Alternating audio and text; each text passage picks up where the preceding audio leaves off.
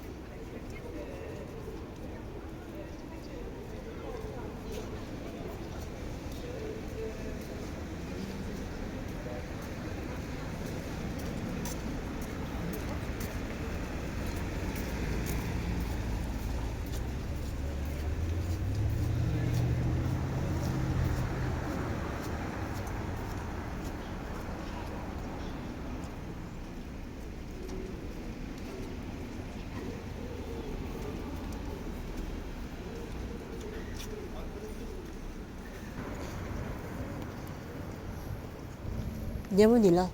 Amo, questa è. Ma noi non siamo a quello Corcaia, come si chiama?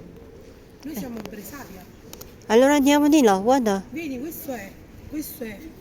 La chiesa si trova nell'angolo nord-ovest della piazza del mercato, nel quartiere Stormiasto. È un grande edificio in stile gotico, costruito con i mattoni rossi. Le sue origini risalgono dal XII secolo, questo qua.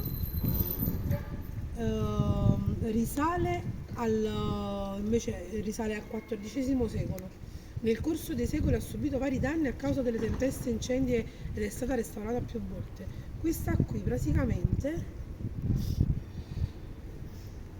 è la chiesa, è nota per la sua torre, originalmente alta 130 metri. Sì, da là, È guarda. No, è all'interno. Ah, Questo è un edificio di giochi, fatto con i labirinti di giochi, non so quanto costa, devo andare a vedere, ci sta un cristiano là fuori.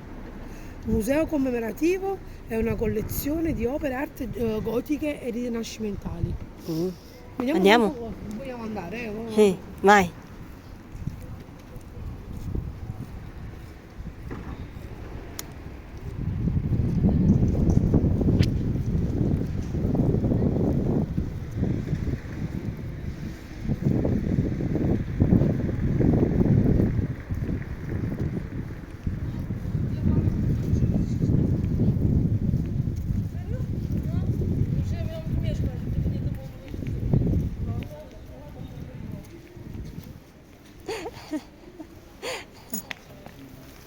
Veteran.